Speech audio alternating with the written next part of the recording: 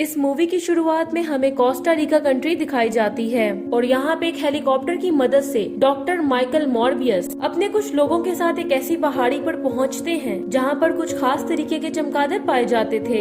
इनमें बाकियों के मुकाबले में ज्यादा पावर थी और साइज में भी ज्यादा बड़े थे, जिन्हें कहा जाता था वेम्पायर बैट्स। इसके बाद मॉर्बियस अपने हाथ पे कट लगाता है और उस पर पड़े खून की खुशबू सूंघकर बहुत से चमगादड़ उसकी ओर आना शुरू हो जाते हैं। अब सीन यहाँ पे कट हो जाता है और कहानी 25 साल पहले फ्लैशबैक में चली जाती है। यहाँ हमें यंग मॉर्बियस दिखाया जाता है जो इस वक्त हैंडीकैप होता है, जिसे चलने फिरने में दिक्कत होती है। असल में बचपन ही से मॉर्बियस को एक रेयर ब्लड डिजीज थी। साथ ही डॉक्टर्स ने ये भी कह दिया था कि अब उसके पास ज्यादा वक्त नहीं बचा। जिस हॉस्पिटल में मॉर्बियस होता है वहीं कुछ अरसे बाद एक लड़की की एंट्री होती है जिसका नाम होता है लूशियस। अब मुलाकात के बाद इन दोनों में काफी अच्छी दोस्ती हो जाती है। अब यहीं पे मॉर्बियस इसे माइलो नाम देता है। दरअसल इन दोनों को एक ही जैसी बीमारी थी, यानी फिजिकल डिसेबिलिटी और चलने फिरने में प्रॉब्लम। लेकिन यहाँ पे इनका ख्याल रखने के लिए एक डॉक्टर भी थे जिनका नाम था एमल निकोलस। डॉक्टर होने के साथ साथ वो इनके बहुत अच्छे गाइड भी थे जो इनका बहुत अच्छा ध्यान रखते थे। यहाँ पे हमें ये बात पता चलती है कि ब्लड डिजीज होने के बावजूद भी वो पढ़ने में बहुत अच्छा था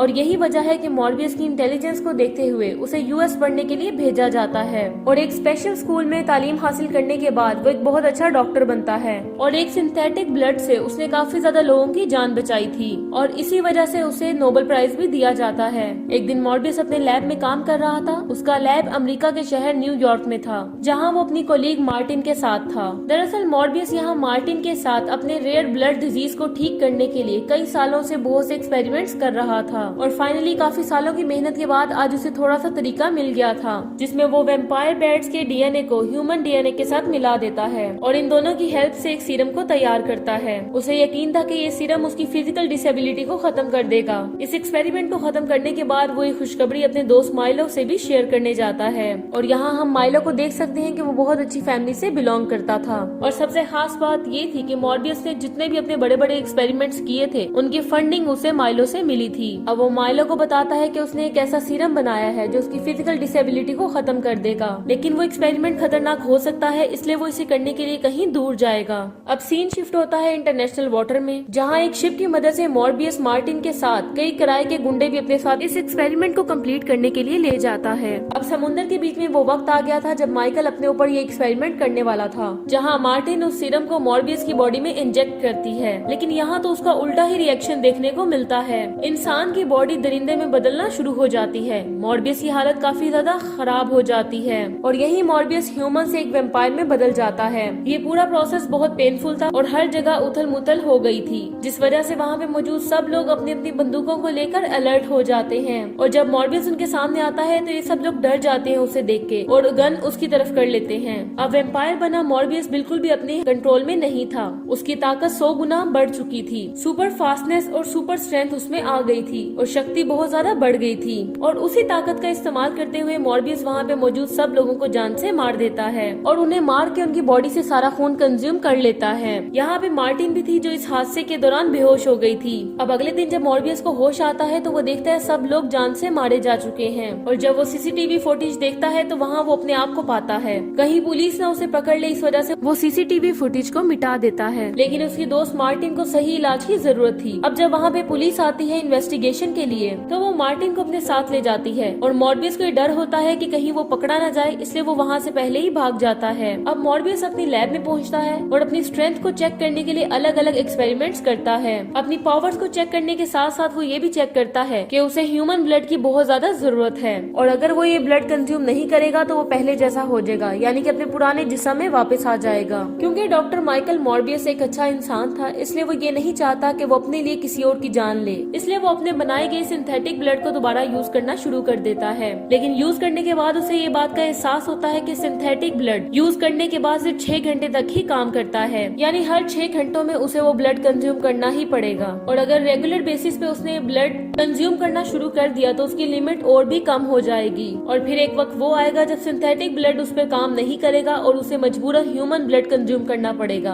अब आहिस्ता आहिस्ता मॉर्बियस को अपनी जिस्म के बारे में पता चलने लग गया था कि उसकी बॉडी में क्या क्या एडवांटेजेस हैं और क्या क्या डिसएडवांटेजेस हैं। यहाँ मॉर्बियस से मिलने माइलो आता है और वो नोटिस करता है कि मॉर्बियस अब पहले से ज्यादा स्ट्रेंथ वाला हो चुका है और इसमें कैपेबिलिटी ज्यादा आ गई है। वो उससे इसका राज पूछता है कि तुमने ऐसा क्या किया है, क्या उस सीरम ने काम कर दिया है। मॉर्बियस मुझे भी वो सीरम चाहिए। मॉर्बियस कहता है कि वो सीरम एक जानलेवा केमिकल से बढ़कर कुछ नहीं है। मैं एक इंसान से दरिंदा बन चुका हूँ। तुम सोच नहीं सकते कि मेरे साथ इन दिनों में क्या क्या हो चुका है और मैं तुम्हारी मदद नहीं कर सकता। इन दोनों के दरमियान बहुत ज्यादा लड़ाई होती है। माइलो बार बार उसे वो सीरम देने के लिए कहता है लेकिन मॉर्बियस उसे सीरम नहीं देता। फिर माइलो वहाँ से चला जाता है। कुछ देर बाद मॉर्बियस को पता चलता है कि उसकी लैब में काम करने वाले एक एम्प्लॉय की डेथ हो चुकी है और डेथ के बाद उसकी बॉडी से सारा खून कंज्यूम कर लिया गया था। जब पुलिस इन्वेस्टिगेशन होती है तो वहाँ पुलिस को मॉर्बियस पे ही शक होता है क्योंकि ऐसा इंसिडेंट उस जहाज पर भी हुआ था जहाँ मॉर्बियस मौजूद था। इस इंसिडेंट के बाद मॉर्बियस को भी लगने लगता है कि जब वो दरिंदा बना हुआ था तो शायद उसे उस एम्प्लॉय को मार के उसका खून कंज्यूम कर लिया हो, क्योंकि जब भी मॉर्बियस वेम्पायर बनता है तो उसका अपने ऊपर कंट्रोल नहीं होता। इन्वेस्टिगेशन के बाद जब पुलिस उसे पकड़ने लगती है तो वो वहाँ से भाग जाता है, लेकिन जैसे तैसे करके पुलिस उसे पकड़ के जेल में कैद कर लेती है।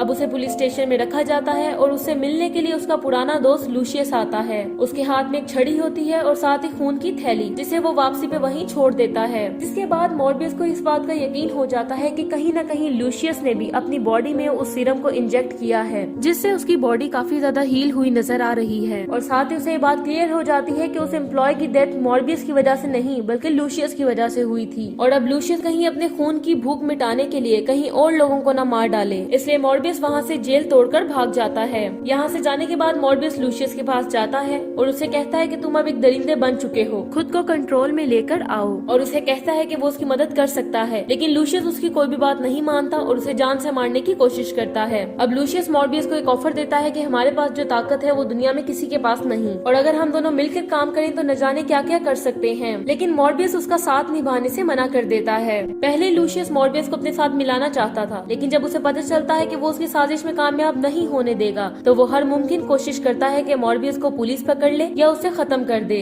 और वो आहिस्ता आहिस्ता ऐसे सिनेरियोस क्रिएट करने लगता है और फिर ये बात मॉर्बियस तक पहुंच जाती है। इसी वजह से मॉर्बियस अपनी लैब में जाता है और ऐसा सीरम क्रिएट करने लगता है जिसको इंजेक्ट करने के बाद इंसान वापस अपने शरीर में चला जाता है, और इसका यूज मॉर्बियस लूशियस पर करने वाला था। दूसरी तरफ लूशियस बहुत ज्यादा ब्रूटल हो गया था क्योंकि इंसानों का खून पी पी कर उसने अपने आप को बहुत ज्यादा ताकतवर बना लिया था। लोगों को जान से मारने की भूख उसकी खत्म नहीं होती, इसलिए वो अपने डॉक्टर को भी मार देता है। अब मार्टिन पर भी हमला कर देता है। अब मॉर्बियस मार्टिन को बचाने के लिए जब वहाँ जाता है तो मॉर्बियस खुद भी बहुत ज्यादा कमजोर हो चुका था और मार्टिन भी आधी मर चुकी थी, लेकिन लूशियस बहुत ज्यादा ताकतवर था। इसके पीछे रीजन यही था कि मॉर्बियस ने अब तक सिर्फ सिंथेटिक ब्लड का यूज किया था, जबकि लूशियस अब तक ह्यूमन ब्लड पर जिंदा था। यहाँ मार्टिन मॉर्बियस को कहती है कि लूशियस को रोकना होगा, और अगर तुमने लूशियस को ना रोका तो वो पूरे शहर में सबको मार देगा, और लूशियस का मुकाबला करने के लिए तुम्हें भी ह्यूमन ब्लड कंज्यूम करना होगा। अब मार्टिन मॉर्बियस को कहती है कि मैं तो मर जाऊंगी तो मेरा ब्लड कंज्यूम कर लो और खुद को बहुत ज्यादा ताकतवर बना लो और उसकी कहानी खत्म कर दो। ना चाहते हुए भी मॉर्बियस मार्टिन का ब्लड कंज्यूम कर लेता है और ताकतवर बन जाता है ताकि वो लूशियस का मुकाबला कर सके। अब हमें मॉर्बियस और लूशियस के दरमियान एक लड़ाई दिखाई जाती है। जैसा कि लूशियस ज्यादा स्ट्रॉन्ग था इसलिए वो बार बार मॉर्बियस को बीट कर रहा था, लेकिन यहाँ मॉर्बियस को ख्याल आता है कि उसके पास एक और पावर भी है। वो बैट से बात कर सकता है और अपने मुताबिक उनको चला सकता है, इसलिए वो बैट्स का इस्तेमाल करता है और लूशियस पर एक दमदार अटैक करवाता है। अब लूशियस गिर जाता है और मॉर्बियस उसकी बॉडी पर अपना बनाया सीरम इंजेक्ट करता है, जिसे इंजेक्ट करते ही लूशियस जान से मारा जाता है।